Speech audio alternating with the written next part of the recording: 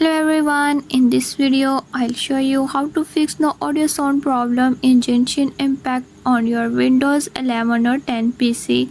So to fix the audio sound issues, follow every step as I am showing in this video, and don't forget to subscribe this channel. Hope so this will fix your problem.